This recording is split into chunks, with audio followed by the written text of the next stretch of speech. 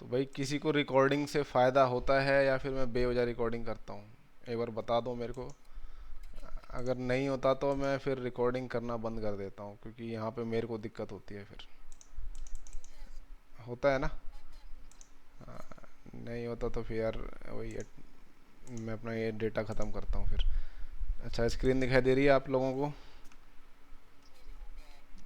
ठीक है भाई। ओके, तो भाई आज का टॉपिक है, ये नया चैप्टर है। चैप्टर का नाम है pair of linear equations in two variable. Pair का मतलब क्या होता है? पेयर का मतलब होता है, ठीक है, टू। कोई भी दो चीज़ का पेयर होता है, जैसे पेयर ऑफ शूज़ बोलते हैं ना, पेयर ऑफ शूज़ बोला जाता है ना? अब बताओ होगा। तो ऐसे ही pair of linear equations, linear equations क्या होती हैं? ये देखिए एक लीनियर इक्वेशन का एग्जांपल है। पहले बताओ लीनियर पॉलिनोमियल क्या होता है? अभी हमने पॉलिनोमियल चैप्टर खत्म किया है। लीनियर पॉलिनोमियल क्या होता है? ठीक है, वेरिएबल, ठीक है, जो वेरिएबल की हाईएस्ट पावर, जिसको हम डिग्री कहते हैं, वेरिएबल की जो हाईएस्ट पावर है, वेरिएबल की हाईएस्ट पावर को हम क्या कहते हैं? डिग्री। ऐसा पॉलिनोमियल जिसकी डिग्री वन हो, डिग्री अगर वन है तो उसको हम लीनियर पॉलिनोमियल कहते हैं। ठीक है। किसी भी देखिए पॉलिनोमियल के आगे अगर आप इक्वल टू का साइन लिख के कोई वैल्यू लिख देते हो ना, तो वो लीनियर इक्वेशन बन जाती है। ठीक है, सॉरी, इक्वेशन बन जाती है, वो पॉलिनोमियल से इक्वेशन बन जाती है। अगर उसकी जो डिग्री है वन है तो वो लीनियर इक्वेशन बन जाती है। तो ये आपके सामने देखिए ऊपर लिखा हुआ है लीनियर इक्वेशन का एक एग्जाम्पल। आप भी मेरे को कोई लीनियर इक्वेशन का एग्जाम्पल दो। एग्जाम्पल दो linear equation. y equals to 5, 2x। देखिए अभी तक ये जो हम देख रहे हैं ये क्या है? Linear equation in one variable. यहाँ पे देखिए आपको एक ही वेरिएबल दिखाई दे रहा है ना? क्या है वेरिएबल यहाँ पर इस वाली इक्वेशन में? x। अब देखिए यहाँ पे जो भी किसी ने मेरे को बताया 2x plus minus 3y equals to 5, ये linear equation in two variable है। यहाँ पे दो वेरिएबल है। दो वेरिएबल क्या क्या है? x and y। ठीक है, तो यहाँ पे देखिए दो वेरिएबल है। अच्छा, ये देखिए +3y plus 9z equals to 6, ये लीनियर इक्वेशन इन, ये तीन वेरिएबल में हो गई। ठीक है, थ्री वेरिएबल जो है अब आप इसको 11 ट्वेल्थ में सॉल्व करना सीखोगे। ठीक है, लीनियर इक्वेशंस को। ठीक है, तो ये देखिए। अच्छा, अब मैं आपसे ये पूछता हूँ, बताओ भाई, क्या ये लीनियर इक्वेशन है? ये लीनियर इक्वेशन नहीं है। ठीक है, हाँ ये एक इक्वेशन है दो वेरिएबल में, मगर ये लीनियर इक्वेशन नहीं है, क्योंकि यहाँ पे देखिए डिग्री टू आ गई है इसकी। ठीक है। अच्छा, 3 + 3y² इक्वल्स टू 0, क्या ये लीनियर इक्वेशन है? ठीक है, तो ये लीनियर इक्वेशन नहीं है। ठीक है, नॉट अ लीनियर इक्वेशन, ये लीनियर इक्वेशन नहीं है। ठीक है, ये भी नहीं है, not a linear equation. Linear equations को मैं LE लिख दूंगा शॉर्ट फॉर्म में। हुजैफा समझ में आ रहा है? हुजैफा,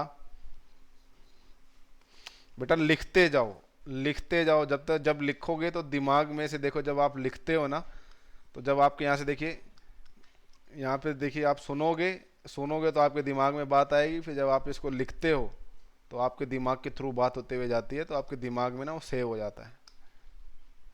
ठीक है, उसको आप दोबारा पढ़ते हो तो समझ में आता है। अगर आप लिखोगे नहीं ना तो आपके देखिए इस कान से घुसेगा, इस कान से निकल जाता है वो। ठीक है, तो ये वाली बात हो जाती है। तो आप लिखो, जो भी मैं बताता हूँ उसको लिखते रहा करो, तब आप दिमाग लगा पाओगे अच्छे से।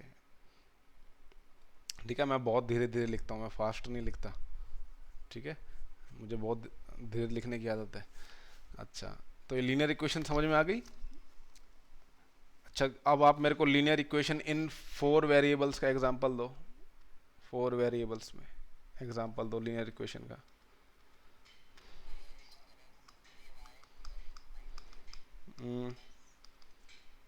4 4m कर देंगे इक्वल्स टू देखो जब तक आप इक्वल टू का साइन लगा के कोई वैल्यू नहीं देते ना तो ये पॉलिनोमियल कहलाएगा, ठीक है, ये पॉलिनोमियल कहलाएगा, इक्वेशन नहीं कहलाएगा, लीनियर पॉलिनोमियल कहलाएगा ये।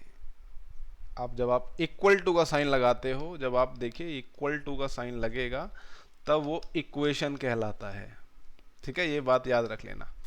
जब इक्वल टू का साइन लग जाता है तो वो इक्वेशन कहलाता है, ठीक है। तो ये लीनियर इक्वेशन इन 4 वेरिएबल्स हो गई हमारी। अब देखिए, अब यहाँ पे पेयर की बात हो रही है, दो लीनियर इक्वेशंस की बात होगी यहाँ पे। देखिए अब दो का, देखिए यहाँ पे आपको जनरल फॉर्म दी हुई है क्या होती है।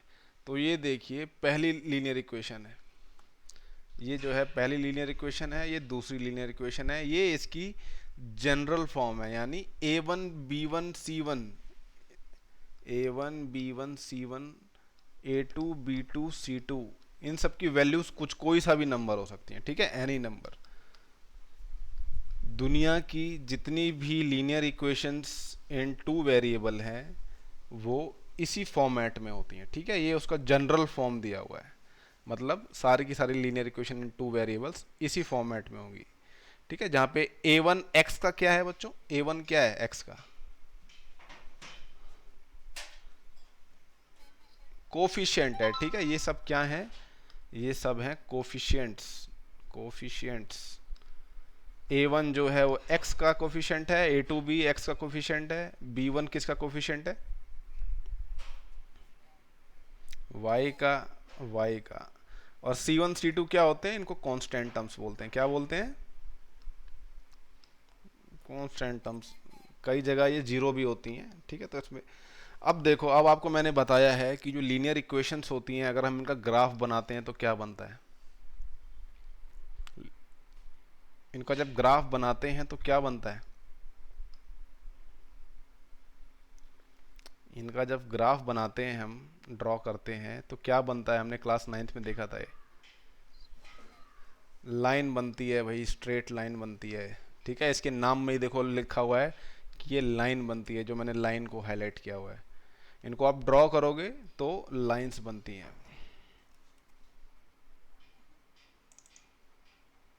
ठीक है। अच्छा,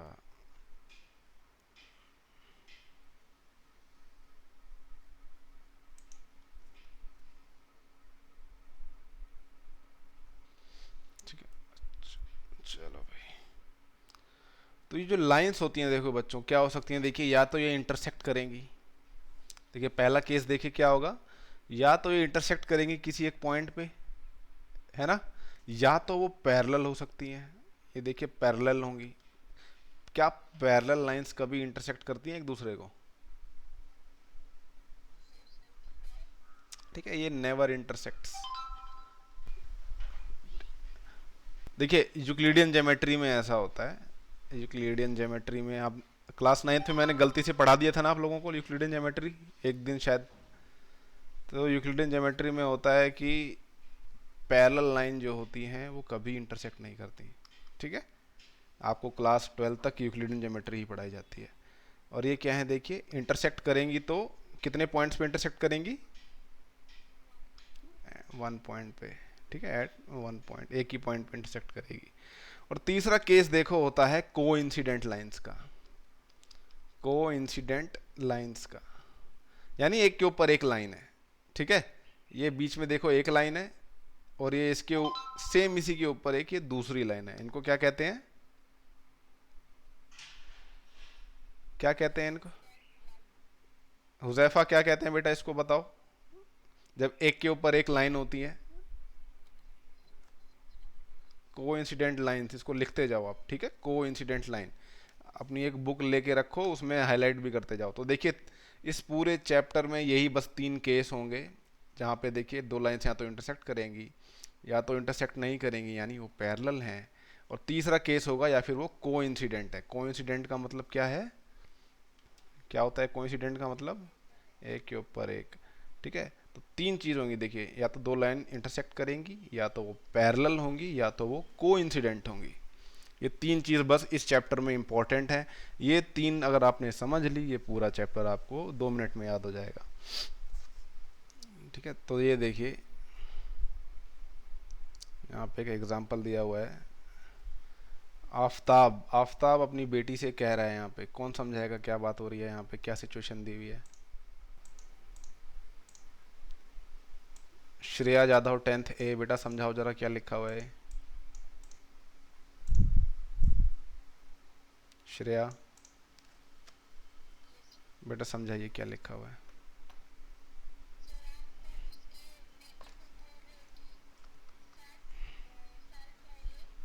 7 years, देखिए ये प्रेजेंट टाइम है, इसको मैं बोल देता हूँ प्रेजेंट टाइम, ठीक है। हाँ, इसको एक्स बोल देते हैं, हाँ ठीक है। 7 साल पहले क्या,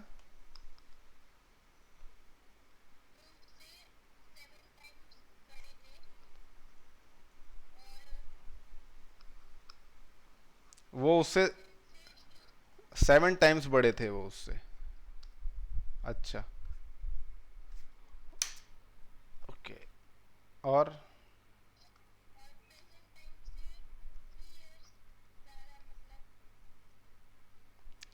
देखिए इसमें देखिए डॉटर की एज को कंपेयर कर रहा है वो ना, अपनी बेटी की जो एज है उसको कंपेयर कर रहा है।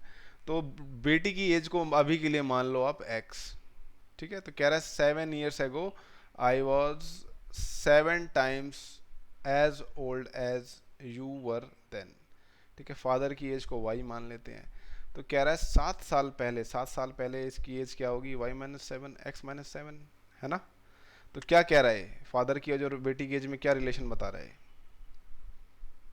आई वॉज,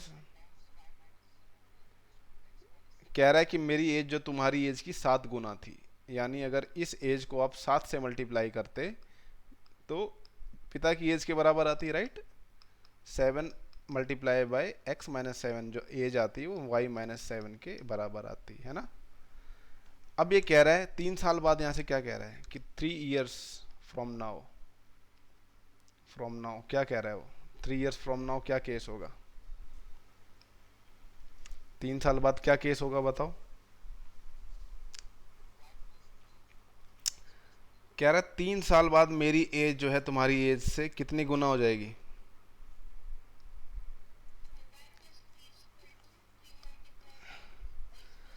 तो देखिए 3 साल बाद पिता की एज, तो 3 साल देखो ऐड हो जाएंगे उसमें, बेटी की एज में 3 साल ऐड हो जाएंगे। तो ये कह रहा है कि मेरी एज जो है तुम्हारी एज का तिगुना, 3 गुना हो जाएगा, ठीक है। यानी अगर आप बेटी की एज में 3 मल्टीप्लाई करोगे तो वो पिता की एज के बराबर आ जाएगी, ठीक है। तो यहाँ पे देखिए आपके पास 2 लीनियर इक्वेशंस आ गई, ठीक है। यहाँ पे इसको एक बार सिंप्लीफाई करके बताओ जरा क्या आता है, जनरल फॉर्म में, जनरल फॉर्मेट में लेके उसको क्या आएगा बताओ, क्या आएगा, मेरे लिखने से पहले बताओ क्या आएगा।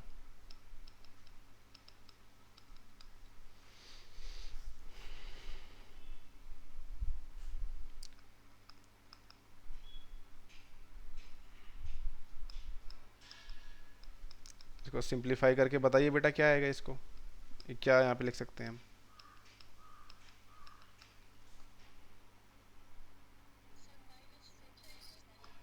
7x-y माइनस क्या आएगा यहाँ पे, 42 = 0, और यहाँ पे क्या आएगा 3x-y + 6 = 0। हाँ बोलो। हाँ हाँ,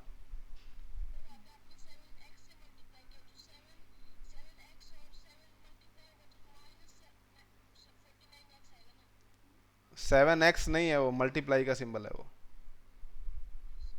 मल्टीप्लाई का सिंबल है वो, ठीक है। इसको दिमाग में याद रखो, हम उसमें मल्टीप्लाई कर रहे हैं, ठीक है। तो मल्टीप्लाई का सिंबल है वो, ठीक है। तो ये देखो भाई, ये पहली लीनियर इक्वेशन आ गई, ये दूसरी लीनियर इक्वेशन आ गई, ये आ गई हमारे पास पेयर ऑफ लीनियर इक्वेशंस। इसका अगर आप ग्राफ ड्रॉ करते हो 7x-y - 42, ठीक है। 7x-y = 42 आया ना उसमें। तो ये देखिए जियो जबरा, मुझे पता है आप सबके पास फ़ोन है, ठीक है, तभी आप क्लास अटेंड कर रहे हो। तो इसको, इसमें आप देखो ग्राफिकली चीज़ें बना के समझ सकते हो, ठीक है। किसके कोई पैसे नहीं लगते, बस आपको अपनी उंगलियां चलानी है इस पर, फटाफट हो जाएगा सवाल। 3x-y + 6, 3x-y = -6, मैं इसको इस फॉर्मेट में डाल रहा हूँ। तो ये देखिए दो लीनियर इक्वेशंस आ गई और ये कहीं इंटरसेक्ट हो रही हैं, देखो ऊपर जाके, है ना, ये कहीं इंटरसेक्ट हो रही हैं। तो ये इंटरसेक्शन, पॉइंट ऑफ इंटरसेक्शन पता लगाना है मेरे को। तो ये पॉइंट ऑफ इंटरसेक्शन देखिए क्या आ रहा है, क्या आ रहा है, देखो यहाँ पे लेफ्ट साइड लिखा हुआ आ रहा है ए 12,42, यानी बेटे की उम्र कितनी आई है,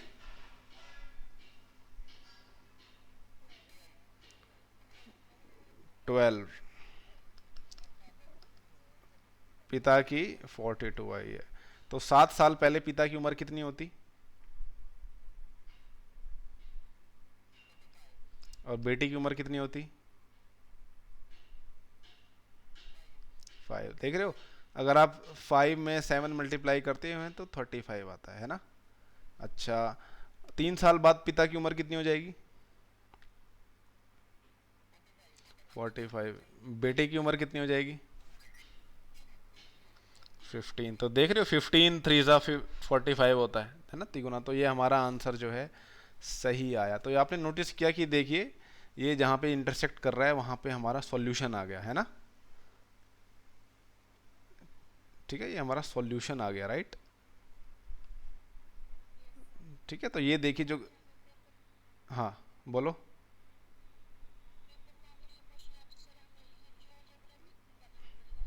जियोजेब्रा नहीं, इसमें हम देखिए जो हमने लीनियर इक्वेशंस को ड्रॉ करना सीखा ना क्लास 9th में, क्लास 9th में हमने, आप याद करो, लीनियर इक्वेशंस इनको हमने ड्रॉ करना सीखा था।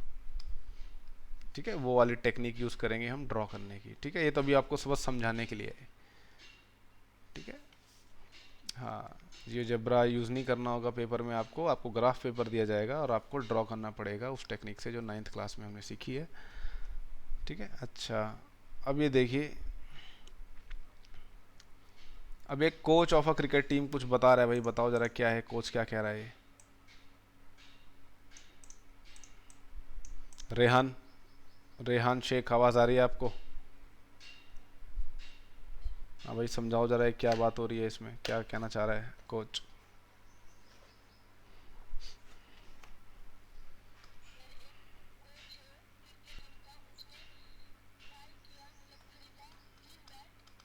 हम्म।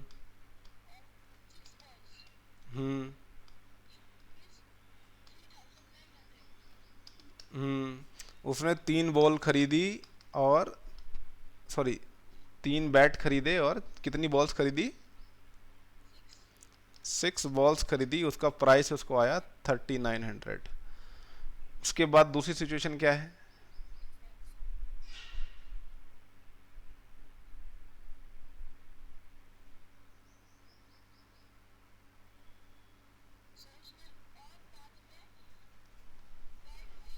कितने बैट लिए उसने,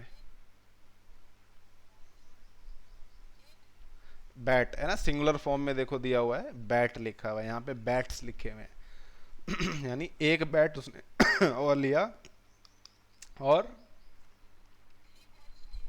3 गेंदें और ली उसने, और कितना खर्चा आया उसको, 1300 का खर्चा आया, है ना। तो ये देखिए हमारे पास क्या लीनियर इक्वेशंस आ गई, 3x plus 6y equals to 3900 and x plus 3y equals to 1300, है ना। देखिए इसको भी आप ड्रॉ करने बैठोगे ना, ग्राफ पेपर छोटा हो जाएगा, इसलिए इसने बस यहाँ पे आपको रिप्रेजेंट करने के लिए कह रहा है अल्जेब्रिकली एंड ज्योमेट्रिकली कैसा होगा। ठीक है, इसमें इसने आंसर निकालने के लिए भी नहीं कहा, बट हम हाँ आंसर निकाल रहे हैं। तो ये देखिए जियोजेब्रा में आप इसको रिप्रेजेंट करके देख सकते हो, 3x plus 6y equals to क्या आया है, 3900। इसको डिलीट, इसको डिलीट, क्या है, 3x plus 6y equals to 3900, और क्या है, x प्लस 3y है दूसरा, 1300, है ना। तो वही ये दो लीनियर इक्वेशन आई हैं, देखिए कुछ ज़्यादा ही दूर दूर आई होंगी ये।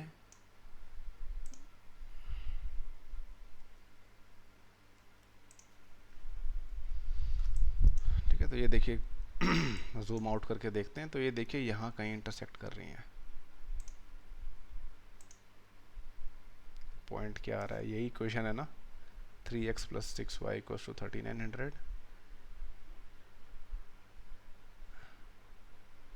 Like, हाँ, let us see buys another bet 3 more balls of the same kind or 1300 graphically geometrically.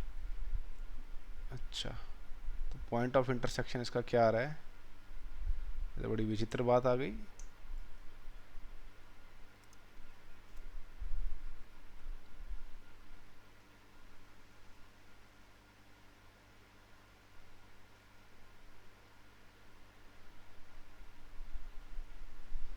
तो सर ग्राफ देख रहे हो बच्चों आप, क्या आ रहा है इसमें? इंटरसेक्शन पॉइंट देखो क्या आ रहा है.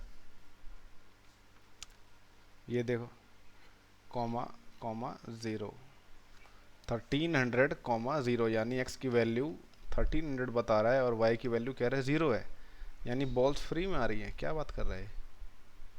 ठीक है, इसको एक बार लीनियर हम इक्वेशंस को सॉल्व करके देखते हैं. यहाँ से देखिए x की वैल्यू आ जाएगी 1300 माइनस 3y, है ना. इसको हम पुट कर देंगे इस वाली इक्वेशन में, जो 3x प्लस 6y है, इसमें हम इसको पुट कर देंगे. तो 3x की जगह ये पुट किया हमने 1300 minus 3y plus 6y equals to 3900, right. तो ये क्या आ जाएगा?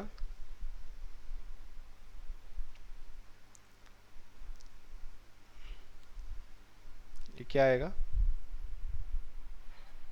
3900 माइनस 9y प्लस 6y 3900. तो ये देखिए 3900 दोनों साइड है, ये क्या होगा? कैंसल आउट हो जाएगा, ये दोनों कैंसल आउट हो जाएंगे, है ना. तो क्या बचा? ये यहाँ पे बचा minus 9y equals to 0 minus 3y equals to 0. This implies that y equals to 0. तो y की वैल्यू, यानी बॉल्स फ्री में मिल रही हैं हमें, बॉल्स फ्री में मिल रही हैं और बैट का दाम है 1300 रुपये. ठीक है, बॉल्स जो है हमें फ्री में मिल रही हैं वो. ठीक है, 3 ही बॉल क्यों लेके आया? और भी लेके आना चाहिए था इसको, है ना. तो ऐसे देखिए हमने इसके ग्राफ बना बना के सॉल्व करे हैं. चलो भाई, ये देखो भाई, नेक्स्ट सवाल क्या कह रहा है. क्या कह रहा है ये देखिए. देखिए कोई भी चीज़ अगर प्राइस की बात हो रही है तो एक का प्राइस x, एक का प्राइस y मान लो. ठीक है, तो ऐसे सॉल्व होगा. ये वाला सिचुएशन कौन समझाएगा?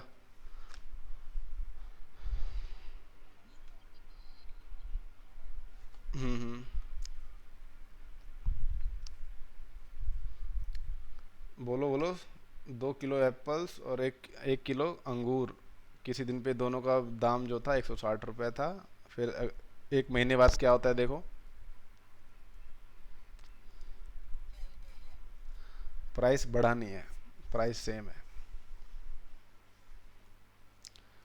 4 kgs of Apple and 2 kgs of grapes is 300 rupees. ठीक है, तो आप क्या करो, price of apples,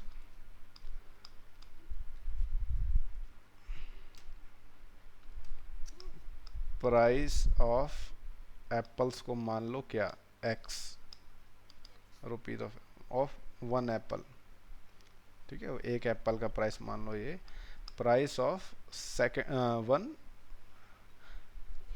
one kg of Apple. ठीक है, 1 kg ऑफ ग्रेप्स आप मान लो क्या, y. ठीक है, तो ये देखिए क्या होगा, 2x plus Y equals to 160.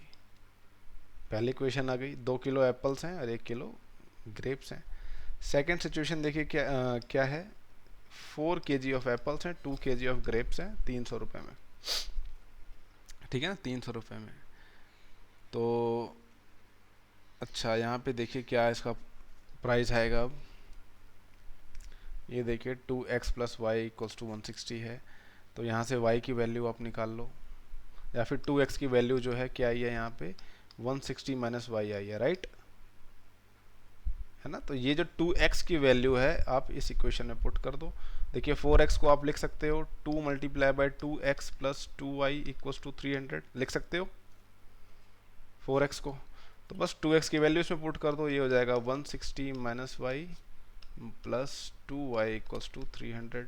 ठीक है, ये हो जाएगा 320, ये हो जाएगा 2y, ये हो जाएगा प्लस 2y. ये क्या आ गया भाई, ये क्या आंसर आ गया? क्या आ रहा है देखो, तो ये देखो ये कुछ अजीब सी चीज़ आ गई। ये कैसे हो गया, ये कैसे हो गया? अब देखो ये कैसे हुआ है, इसका अब ग्राफ बना के देखते हैं कैसे हुआ है, आपको समझ में आएगा। पहली लीनियर इक्वेशन क्या है, इसको याद कर लो फिर बताना मेरे को। एक बार रुक जाओ, एक बार रुक जाओ, एक बार रुक जाओ, एक बार रुक जाओ। पहली इक्वेशन क्या आई है, 2x plus Y equals to क्या आया है, 160। अच्छा, दूसरी इक्वेशन क्या आई है हमारी, 4x plus 2y, 4x plus 2y, 4x plus 2y equals to 300 आया है ना। तो ये दो इक्वेशंस आई हैं। अब इनका ग्राफ कहाँ गया, हाँ ये रहा। तो इनका जो ग्राफ है वो देखो कैसा आ रहा है, क्या हो रहा है, ये कहीं इंटरसेक्ट कर रही है क्या ये, देख रहे हो कहीं इंटरसेक्ट कर रही हैं। इधर मैं चलता चला जा रहा हूँ, देखो कहीं इंटरसेक्ट कर ही नहीं रही है। तो ठीक है, तो ये पैरेलल लाइंस हैं, ये कभी इंटरसेक्ट करेंगी नहीं, तो इसका जो है हमारा सॉल्यूशन नहीं निकाल सकते हम। ठीक है, इसका जो है नो सॉल्यूशन लिखना पड़ेगा आपको, इसका सॉल्यूशन हम नहीं निकाल सकते, इसका सॉल्यूशन नहीं है। तो ये इसलिए आपको ग्राफ जो है इसका रिप्रेजेंट करने के लिए कह रहा था। और देखिए हमारे यहाँ पे एक एब्सर्ड चीज़ आ गई, इसको हम एब्सर्ड कहते हैं। ठीक है, ऐसा कभी नहीं होता कि 320 जो है 300 के इक्वल होता हो। ठीक है, चलो तो ये देखिए आपको यही समझा रहा था। यहाँ पे देखिए क्या हो रहा है, इनके जो कोफिशिएंट्स हैं वो इनको कंपेयर करने के लिए कह रहा था। देखिए आपको, तो ये देखिए क्या है, पेयर ऑफ लाइंस। इसमें क्या आया, x माइनस 2y, जो देखिए पहले वाला था जिसमें वो आफताब वाला केस था, आफताब की बेटी और उसकी वाला एज वाला केस। तो उसमें देखिए जो लीनियर इक्वेशंस बनी थी, किसकी इक्वेशंस, ये ये ये एप्पल वाली, ये देखिए हमने 1 किलो एप्पल का प्राइस मान लिया एक्स रुपीज़, और 1 किलो अंगूर उसका दाम मान लिया वाई। तो ये कह रहा है कि देखिए 2 किलो सेब यानी 2x, और 1 किलो ग्रेप्स यानी वाई रुपीज़, इन दोनों को ऐड करते हैं तो 160 आता है। यहाँ पे देखिए दिया हुआ है आगे। उसके बाद कहता है 4 किलो एप्पल, यानी एक किलो एप्पल का दाम है x rupees 4x, and plus 2 kilo, और ठीक है अंगूर यानी 2 गुणे वाई, इनका दाम है 300। तो यहाँ से ये लीनियर इक्वेशंस आई हैं। ठीक है, तो ये आपको बेसिकली देखिए क्या समझाना चाह रहा है, इस चैप्टर की सबसे मेन बात समझाना चाह रहा है, कोफिशिएंट्स का रेशियो वो समझाना चाहता है। तो यहाँ पे देखिए जो x का कोफिशिएंट आया है x, और ये ठीक है ये नीचे वाला x है। यहाँ पे देखिए दोनों के कोफिशिएंट्स का रेशियो क्या है, a1/a2 का 1/3। b1/b2 का रेशियो क्या आया, देखिए यहाँ पे ये -2 है और ये +4 है, तो ये -2/4 आ रहा है। तो आपने क्या देखा, क्या a1/a2 का जो रेशियो है वो b1/b2 के रेशियो के बराबर है क्या, नहीं है। जब ये देखिए रेशियो बराबर नहीं हो रहा, तो ये आपने क्या देखा, उनका जो हमने ग्राफ बनाया था वो इंटरसेक्ट कर रहा था ना, और आंसर भी मिल गया था हमें। बच्चे की उम्र 12 साल और पिता की उम्र 42 साल आ गई थी ना, आंसर हमारा आंसर मिल गया था हमें, है ना। सेकंड केस में देखिए क्या हुआ,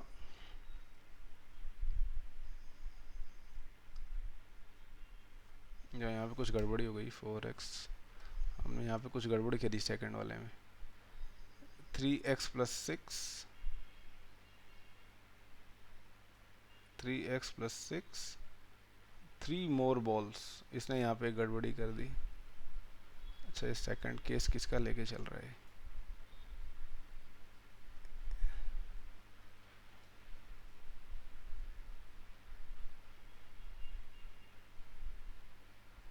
ठीक है। ये देखो बस आप यहाँ पे नोटिस करो, ये जो दो जो रेशियोज है ना, ये देखिए आप इतना याद रखो बस, जो A1/A2 अगर B1/B2 के बराबर नहीं है, ठीक है, तो ये जो रेशियो देखिए जो बराबर नहीं आए हैं, इससे मतलब ये निकलता है कि जो दो उनकी जो लाइंस ड्रॉ करोगे आप वो इंटरसेक्ट करेगी, इसका मतलब ये है। अगर A1/A2 जो है वो B1/B2 के रेशियो के बराबर आता है और C1/C2 के रेशियो के बराबर आता है, तो वो कोइंसिडेंट लाइन होती है। कोइंसिडेंट लाइंस क्या होती हैं? एक के ऊपर एक, ठीक है। देखिए इंटरसेक्ट करती है तो हमें एक सॉल्यूशन मिलता है, वन सॉल्यूशन। यहाँ पे क्या होता है, इन्फिनिट सॉल्यूशन मिलते हैं, इन्फिनिट सॉल्यूशंस मिलते हैं, ठीक। क्योंकि देखिए इस लाइन पे हर एक पॉइंट जो होगा, इस लाइन पे कोई सा भी एक पॉइंट ले लोगे आप, वो दोनों लाइंस को सेटिस्फाई करेगा, है ना, क्योंकि एक के ऊपर एक वाली लाइन है। अच्छा, अब ये देखिए मेन यहाँ पे ये आता है, अगर A1/A2 का रेशियो B1/B2 के रेशियो के बराबर है, ठीक है, मगर ये जो रेशियो है C1/C2 के रेशियो के बराबर नहीं है, तो ये पैरेलल लाइंस होती हैं, पैरेलल लाइंस होती हैं। और पैरेलल लाइंस जो होती हैं उनमें नो सॉल्यूशन होता है। क्यों नो सॉल्यूशन होता है वो? क्योंकि वो कभी इंटरसेक्ट करती ही नहीं है, इंटरसेक्ट कभी करती ही नहीं है, तो सॉल्यूशन कहाँ से आएगा, ठीक है। कभी जब मीट ही नहीं करती तो कोई पॉइंट आएगा नहीं जो दोनों लाइंस को सेटिस्फाई करे, ठीक है। तो ये देखिए सवाल जब करेंगे तब हमें अच्छे से समझ में आएगा। ये एक्सरसाइज के क्वेश्चंस देखते हैं। भाई एक्सरसाइज का पहला क्वेश्चन क्या है बच्चों, देखना एक बार, मैं नंबरिंग करना भूल गया यहाँ पे। क्या है देखिए एक बार, एक्सरसाइज का पहला क्वेश्चन क्या है?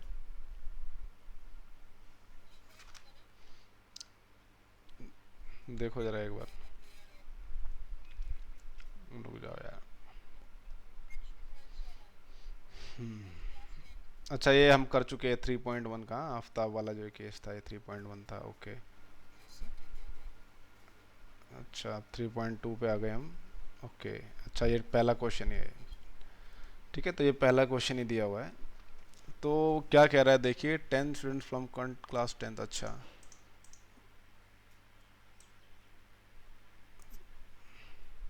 चलिए बच्चों, ये सवाल में क्या बात हो रही है ज़रा बताओ।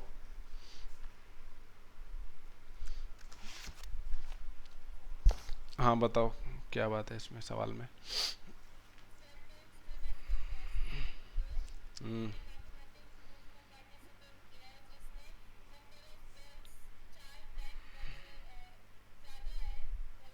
हम्म हम्म ओके ठीक है। देखिए कह रहे हैं मान लो let number of girls be x, ठीक है। नंबर ऑफ गर्ल्स जो है एक्स मान लो, और let number of boys be y, ठीक है। इस क्वेश्चन में करना क्या है, फाइंड द सॉल्यूशन ग्राफिकली कह रहा है, ग्राफिकली हमें निकालना है। तो देखिए एक्स मान लिया। अच्छा तो टोटल नंबर ऑफ स्टूडेंट्स क्या दिए हुए हैं क्लास में, टोटल कितने बच्चे हैं? 10 बच्चे हैं, राइट, 10 ही बच्चे हैं। तो टोटल नंबर ऑफ स्टूडेंट्स से हमें देखिए पहली इक्वेशन क्या मिलेगी, नंबर ऑफ गर्ल्स को नंबर ऑफ बॉयज़ से ऐड कर देंगे तो टोटल नंबर ऑफ स्टूडेंट्स मिल जाएंगे हमें। इसमें किसी को डाउट है क्या इस लीनियर इक्वेशन में? दूसरा देखिए क्या कह रहा है कि जो number of girls is 4 more than the number of boys, यानी देखिए नंबर ऑफ गर्ल्स जो हैं वो 4 ज़्यादा हैं नंबर ऑफ बॉयज़ से, ठीक है। नंबर ऑफ गर्ल्स जो हैं जो कि एक्स हैं वो क्या है, 4 ज़्यादा हैं नंबर ऑफ बॉयज़ से। यानी अगर आप नंबर ऑफ बॉयज़ में अगर आप 4 ऐड करते हो तो नंबर ऑफ गर्ल्स आ जाएगा हमारे पास। तो दूसरी इक्वेशन देखिए हमारी बन गई ये, ठीक है। इसको हम लिख देंगे x minus y equals to 4। तो ये देखिए हमारे पास पहली दूसरी लीनियर इक्वेशन आ गई। तो देखिए ग्राफिकली इसको कैसे कर सकते हैं, पहले आप इसके पॉइंट्स निकालिए, ठीक है, जो इसको सेटिस्फाई करते हो। तो सबसे देखिए पहली टेक्निक क्या होती थी, हम x को 0 पुट कर देते हैं इसमें। तो x को 0 पुट कर देंगे तो ये 0 प्लस वाई इक्वल्स टू 10 आ गया। तो y की वैल्यू क्या आई, y की वैल्यू आ गई 10। तो हमें देखो एक पहला पॉइंट मिल गया 0,10। आपको याद है ना जब भी हम कोई कोऑर्डिनेट लिखते हैं तो ये पहला जो होता है ये x वाला होता है और दूसरा y वाला होता है। इसको क्या कहते हैं, इसका नाम क्या होता है? एब्सिसा, एब्सिसा बोलते हैं। और इसको कहते हैं ऑर्डिनेट। हाँ तो भाई ये 0, इसको याद रख, 0, 10। देखिए इस बार भी कई बच्चों ने जो गलती करी थी, क्या करा था, जैसे ये पॉइंट निकाला तो उन्होंने गलती से इसको 10, 0 लिख दिया। ठीक है, देखो इस सवाल में अगर आप गलती करते तो कोई बात नहीं, मगर बाकी सवालों में अगर आप इनका ऑर्डर चेंज करते तो सवाल का आंसर गलत आ जाता है। ठीक है, तो देखिए अगर आप अब सेकंड वाले में देखिए क्या करिए, इसको y इक्वल्स टू 0 पुट करिए, ये हो जाएगा x प्लस 0 इक्वल्स टू 10। यहाँ से आपकी वैल्यू आ गई x की 10। यहाँ से आपको एक दूसरा पॉइंट मिल गया 10, 0, एक 10, 0 मिल गया आपको। ठीक है अच्छा, तो ये जो लाइन है बच्चों, ये देखो 0, 10 और 10, 0 से पास करेगी। तो ग्राफ पेपर पे आप क्या करोगे, पहली बात तो उसको पॉइंट करोगे कि ये वैल्यूज कहाँ है।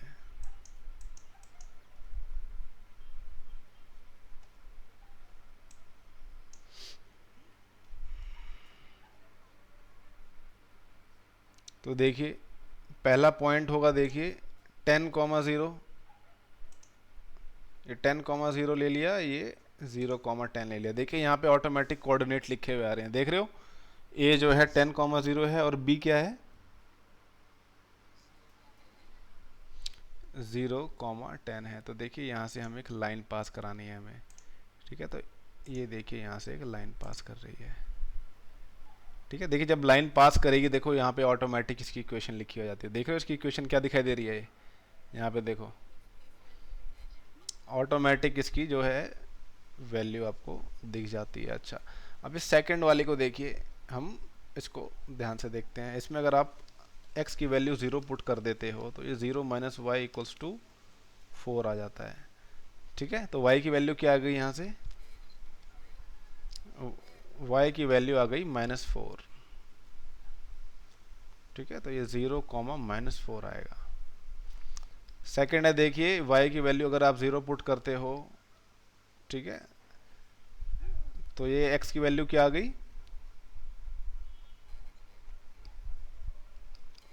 +4 आ गई। मुझे लगता है आप कहीं से देख के बोल रहे हो, तभी आप x और y में कंफ्यूज हो, क्योंकि जहाँ पे भी आंसर लिखा होता है वहाँ पे बॉयज़ को x माना जाता है और गर्ल्स को y।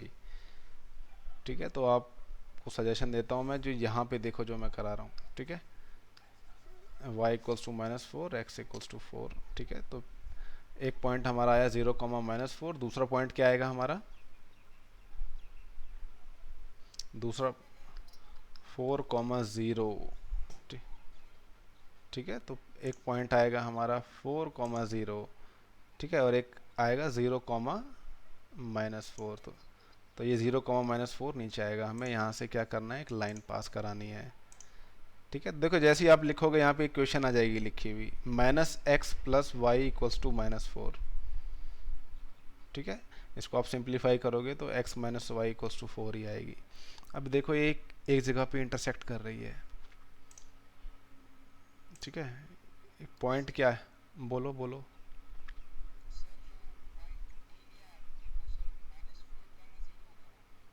-4, 0 थोड़ी आया है वो, कहाँ आया -4, 0?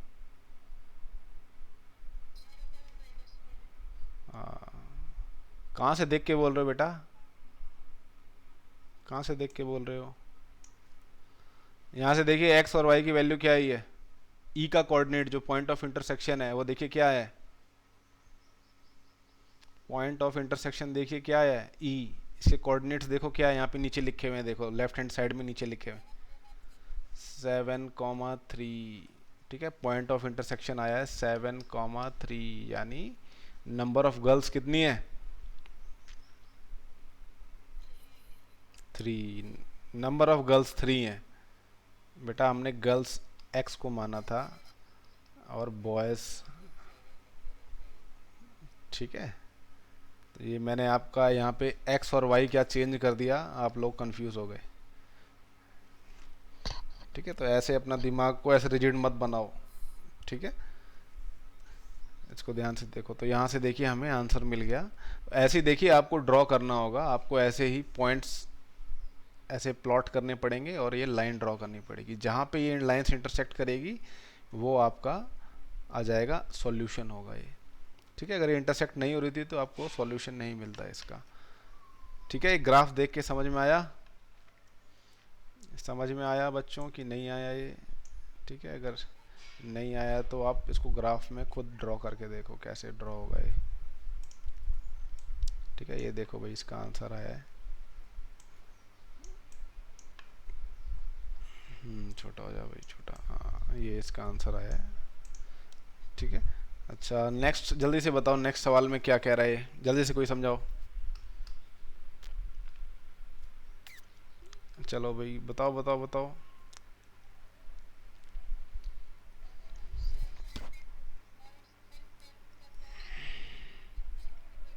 हम्म।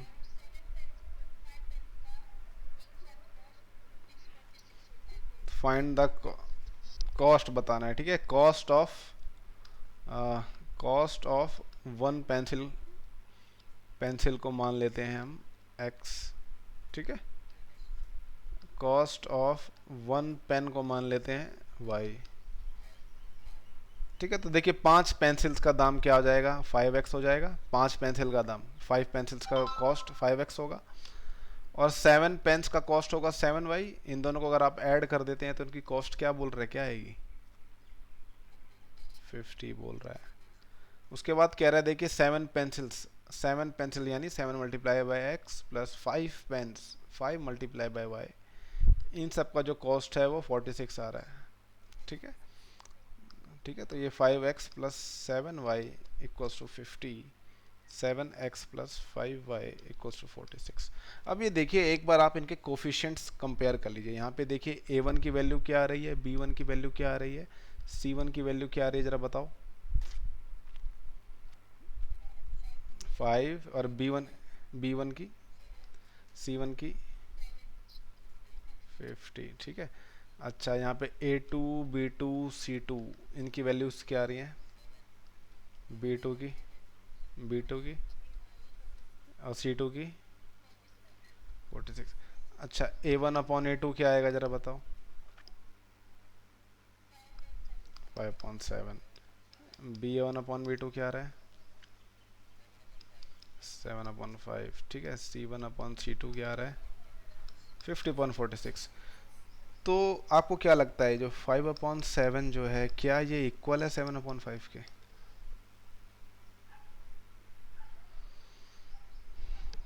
क्या ये दोनों इक्वल है, क्या ये दोनों इक्वल है? वही ऑब्वियस सी बात है, देखो यार ये वैल्यू जो है देखिए लेस देन 1 है और ये वैल्यू जो है ग्रेटर देन 1 है। ठीक है, ये जो वैल्यू है ग्रेटर देन 1 है, तो ऑब्वियस सी बात है ये दोनों इक्वल नहीं होंगी। ठीक है, आपको यहाँ से क्या पता लगा, a1/a2 जो है इसका रेशियो b1/b2 के इक्वल नहीं है। तो आपको क्या इससे पता लगता है कि जो इन दोनों लीनियर इक्वेशन का जो ग्राफ बनेगा वो क्या होगा, पैरेलल होगा। हाँ, इंटरसेक्ट करेगा, इंटरसेक्ट करेगा एट वन पॉइंट। ठीक है, तो एक पॉइंट पे इंटरसेक्ट करेगा, तो आपको ऐसे इसका पता लगाना है कि इसका जो ग्राफ होगा कैसे होगा। ठीक है, तो अब देखिए पॉइंट्स निकाल लेंगे। Find the cost of pencil and that of one pen. तो क्या इसने ग्राफिकली सॉल्व करने के लिए कहा है क्या ये इस क्वेश्चन में,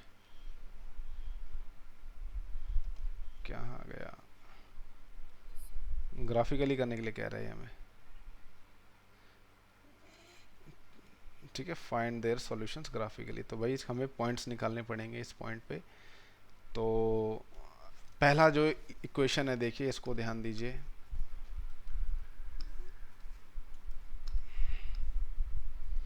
ठीक है, तो हमें पॉइंट्स निकालने हैं जो इस लाइन पे हों, तो कैसे निकालेंगे, एक बार आप y को 0 के इक्वल पुट कर दीजिए। y को 0 के इक्वल पुट कर देंगे तो ये इक्वेशन क्या हो जाएगी, देखिए 5x plus 7 multiply by 0 equals to 50। 7 multiply by 0 क्या हो जाएगा, 0 हो जाएगा ये। ठीक है, तो 5x इक्वल्स टू 50 आ गया, x की वैल्यू क्या आ जाएगी, x की वैल्यू आ जाएगी 10। तो आपको पहला एक पॉइंट मिल गया जो कि इस लाइन पे है, ये है 10,0। ठीक है, 10,0 मिल गया। अब हमें एक दूसरा पॉइंट भी चाहिए भाई, दूसरा पॉइंट कैसे निकालेंगे, नहीं नहीं नहीं नहीं, y की वैल्यू ऐसे पुट करो, देखो अगर x की वैल्यू 0 पुट करोगे तो यहाँ पे फिर हमें 50 को 7 से डिवाइड करना पड़ेगा, और पेपर में हमें टाइम बर्बाद करना पड़ेगा 50 को 7 से डिवाइड करने के लिए, समझ रहे हो, और आपका जो ग्राफ है वो पूरा गड़बड़ ड्रॉ हो जाएगा।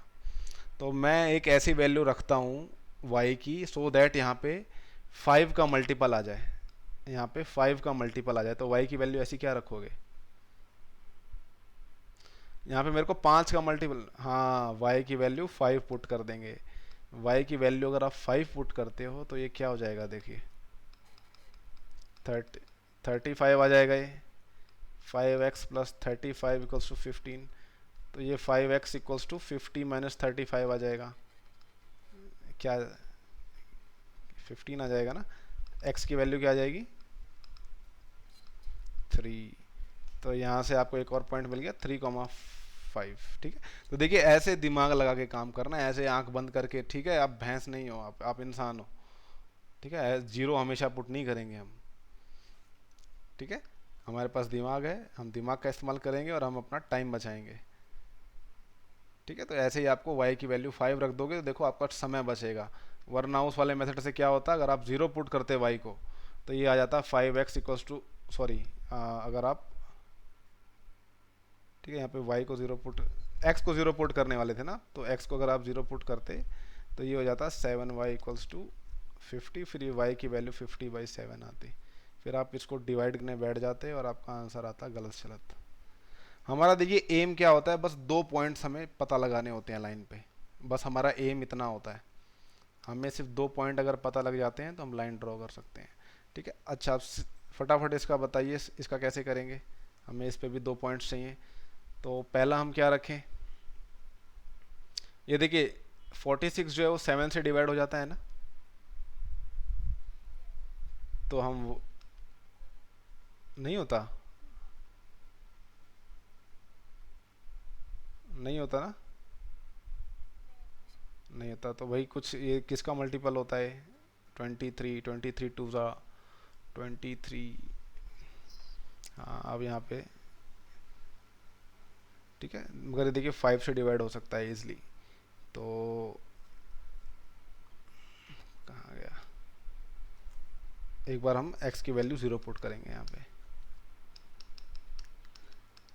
ठीक है, 5y इक्वल्स टू 46 आ जाएगा ये, तो 5y इक्वल्स टू 46, तो y की वैल्यू क्या आ जाएगी, इसको डिवाइड करोगे तो क्या आएगा 46/5, क्या आएगा, समथिंग नहीं, 9.2 आ जाएगा, ये 9.2 आ जाएगा, है ना, तो आपको एक पॉइंट क्या मिला 0,9.2। ठीक है, अच्छा, अभी हमें दूसरा पॉइंट निकालना है, तो क्या पुट करेंगे इसमें कि हमें थोड़ा यहाँ पे 5 का मल्टीपल आ जाए, क्या ऐसा माइनस करें,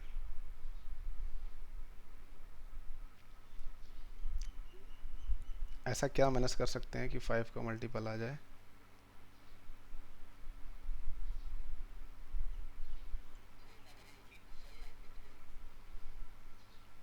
अरे वाह, किसने बताया भाई, अपना नाम बताओ, वेरी गुड, आप जीनियस हो। ठीक है, अगर आप x की वैल्यू 3 पुट कर देते हो तो ये देखिए आ जाएगा 7×3 = 21, 546। ठीक है, तो ये 5y इक्वल्स टू आ जाएगा, कितना आएगा 25, y की वैल्यू आ गई 5। ठीक है, तो देखिए दूसरा कोऑर्डिनेट हमें क्या मिला 3,5, तो ठीक है 0,9.2 और 3,5।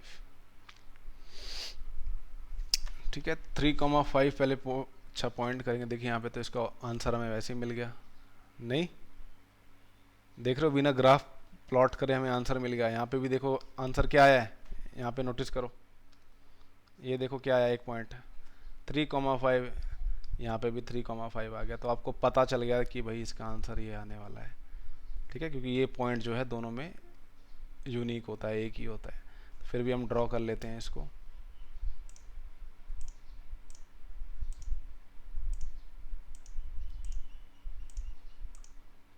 आपको बच्चों एक ग्राफ पेपर पे ड्रॉ करना है। ठीक है,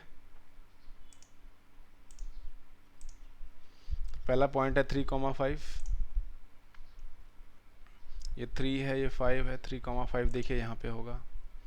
दूसरा पॉइंट है 10,0, 10,0 देखिए यहाँ पे होगा। यहाँ से हमें लाइन पास करानी है। दूसरा है देखिए 0,9.2, 0,9.2 देखिए यहाँ पे होगा। ये है 9.2, सॉरी 9.19 आ गया।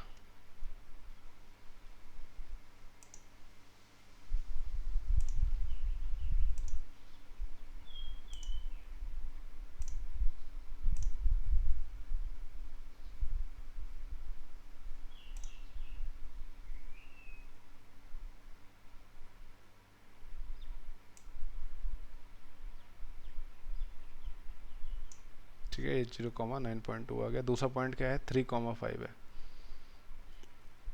तो ये 3,5 यही है। यहाँ से हम लाइन पास करा देंगे। ऑब्वियस सी बात है भाई, यहाँ पे इंटरसेक्ट करेगी ये। इसका ग्राफ देखिए कुछ ऐसा बनेगा।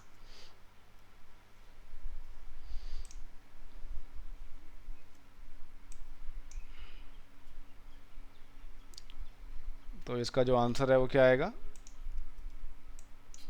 3,5 आ जाएगा ये। ठीक है, ये 3,5 इसका आंसर आ गया।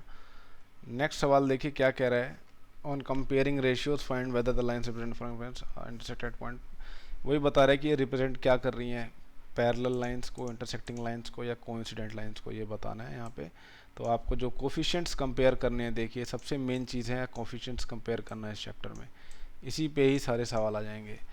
तो ये देखिए यहाँ पे पहला सवाल है, ये देखिए A1 है, ये B1 है, ये C1 है, ये देखिए A2 है, ये B2 है, ये C2 है। तो A1/A2 क्या रेशियो आ रहा है बच्चों, बताओ। 5/7। B1/B2 देखिए क्या आ रहा है, -4/6। ठीक है, इसको सिंप्लीफाई करेंगे तो क्या आएगा, -2/3। देखिए जब आपको पहले ही दिख जाए कि भाई A1 और A2 का रेशियो जो है बराबर नहीं आ रहा, तो आप डायरेक्टली लिख सकते हो। ठीक है, दिख रहा है ना, यहाँ पे 5/7 है, यहाँ पे -2/3 है। एक पॉजिटिव वैल्यू है और एक नेगेटिव वैल्यू है। पॉजिटिव वैल्यू कभी भी नेगेटिव वैल्यू के बराबर नहीं हो सकती। तो ये दोनों रेशियो बराबर नहीं आ रहे हैं, तो इसका मतलब क्या है, इंटरसेक्टिंग लाइंस, इंटरसेक्टिंग लाइंस आएंगे हमारी। जो लाइंस हैं वो इंटरसेक्टिंग होंगी। अच्छा, ये सेकंड केस देखिए, ये A1 है, ये B1 है, ये C1 है, ये A2 है, ये B2 है, ये C2 है। तो बताइए ज़रा A1/A2 क्या आएगा, 9/18। 9/18 को सिंप्लीफाई करेंगे तो क्या आएगा, 1/2, 1/2 आ जाएगा। ठीक है, B1/B2 क्या आएगा, इसको सिंप्लीफाई करोगे तो क्या आ जाएगा, 1/2 आ जाएगा। C1/C2 देखिए क्या आया, 12/24, ये भी आया 1/2। तो आपने क्या नोटिस किया, A1/A2 जो है वो B1/B2, C1/C2। तो ये कौन सी लाइंस आई हैं, कोइंसिडेंट लाइंस आई हैं, एक के ऊपर एक लाइंस आई हैं। ठीक है, ओवरलैपिंग लाइंस का इक्वेशन है ये। तो यहाँ पे कितने सॉल्यूशंस होंगे,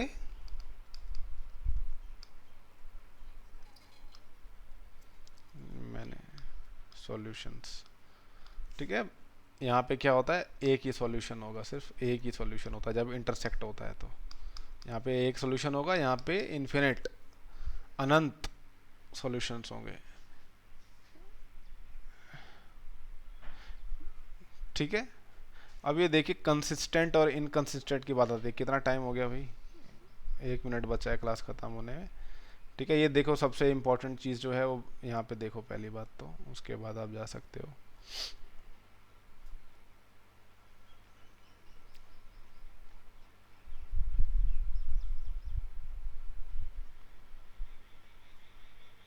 देखिए ये लाइंस पढ़िए इसको ध्यान से।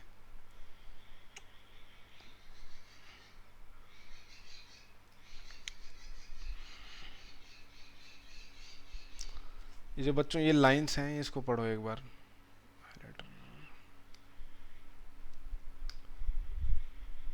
ये देखिए, यहाँ से पढ़ो एक बार, समझाओ जरा क्या लिखा हुआ है।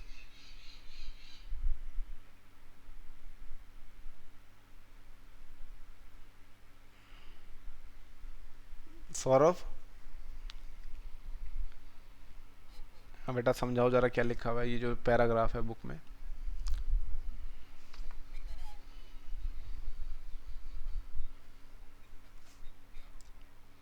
इनकंसिस्टेंट कहलाएगा वो। हाँ, और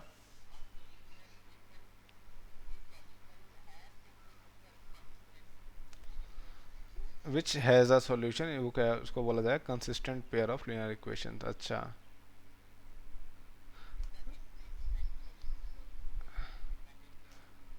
dependent pair of linear equations.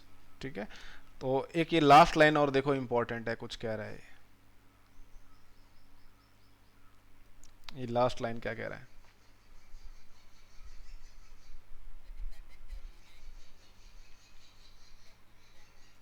ठीक है, कंसिस्टेंट होता है। ठीक है, देखिए जब इंटरसेक्टिंग लाइंस आती हैं, कहाँ गया भाई, आ जाओ। हाँ,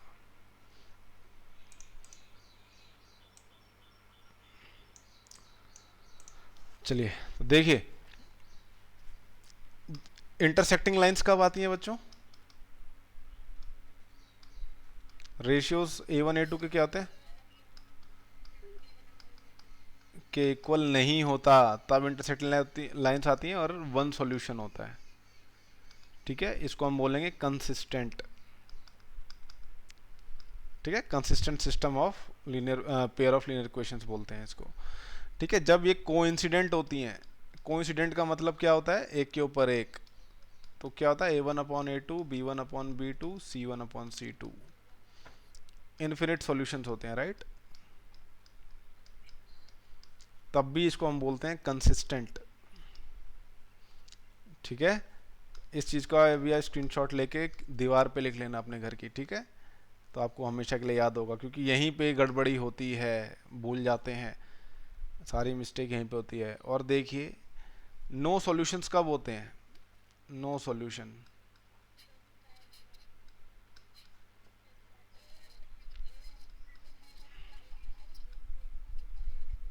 A1/A2 is equals to B1/B2 but not equals to C1/C2, इसके इक्वल नहीं होते तो नो सॉल्यूशन हो जाता है, एक भी सॉल्यूशन नहीं है। ठीक है, तो हम इसको बोलते हैं क्या, इनकंसिस्टेंट।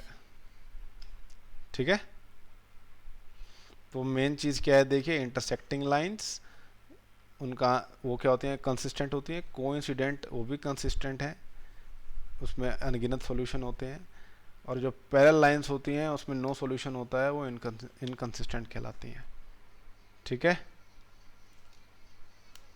तो ये मेन चीज़ है इसकी, तो ये आपको पता लगाना है। सेम ये चीज़ करनी है इसमें, आपको रेशियोज पता लगाने हैं। तो यहाँ पे देखिए 3/2 आएगा पहले वाले का, 2/-3 आएगा तीसरे वाले का, 5/7 आएगा। तो ऑब्वियस सी बात है, देखिए ये A1/A2 है, ये B1/B2 है। ठीक है, ये एक नेगेटिव नंबर आया है, ये एक पॉजिटिव नंबर आया है, दोनों इक्वल नहीं है, तो ये क्या होंगे,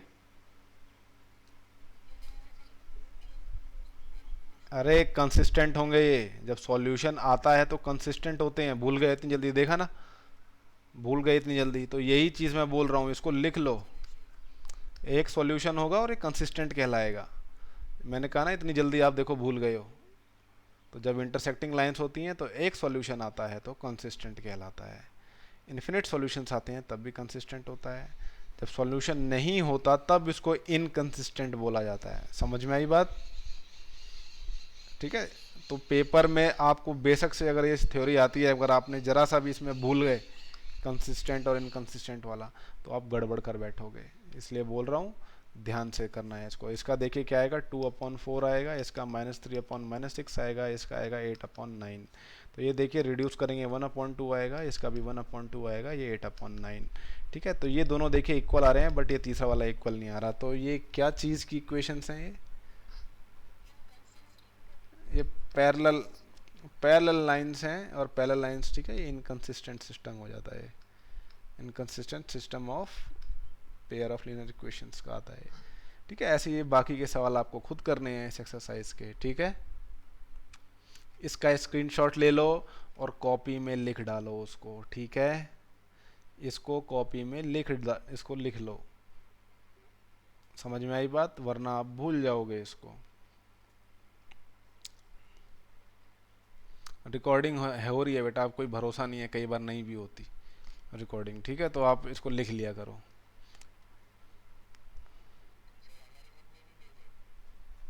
कौन? अरे ये तो यूट्यूब पे डली होती है, जब चाहे तब देख लो। ग्रुप में भेजने से क्या होता है? आपको आपको पता नहीं का? हाँ sir. Okay, okay sir. Graph draw. हाँ भाई, ग्राफ ड्रॉ करना है आपको। असाइनमेंट है, देखो आपको बस पेज उठाना है। क्या नाम है, जो भी आप गांव में आए हुए हो, आपको एनसीईआरटी की बुक की ना पीडीएफ मिल जाएगी आराम से। ठीक है, ई पाठशाला डाउनलोड कर सकते हो आप, उससे आपको मिल सकती है। नहीं तो एनसीईआरटी की ई बुक्स आती हैं। ठीक है, आपको प्ले स्टोर पे मिल जाएंगी। तो ये बहाना मत करो कि बुक नहीं है मेरे पास। बुक्स देखो, पीडीएफ मिल जाती हैं। अरे तो जाके दुकान से कहीं भी पेज ले आओ, पेज पे कोई सी भी नोटबुक पे लिखो। ठीक है, ड्रॉ करना है आपको ग्राफ किसका? इंटरसेक्टिंग लाइंस का। खुद ही फाइंड करना है आपको इंटरसेक्टिंग लाइंस। ठीक है, coincident lines and parallel lines आपको उनकी। ठीक है, ये 5 मार्क्स की एक्टिविटी है। आपको उनकी फ्राइडे। ठीक है, लास्ट डेट है फ्राइडे। आपको उनकी इक्वेशन भी लिखनी होगी बच्चों, इंटरसेक्टिंग लाइंस की।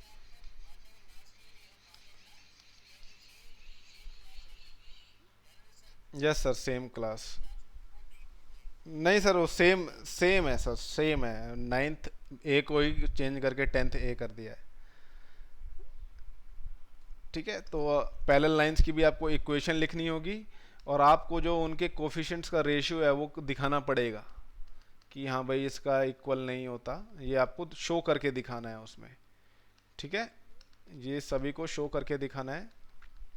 और पैरेलल लाइंस में क्या होता है?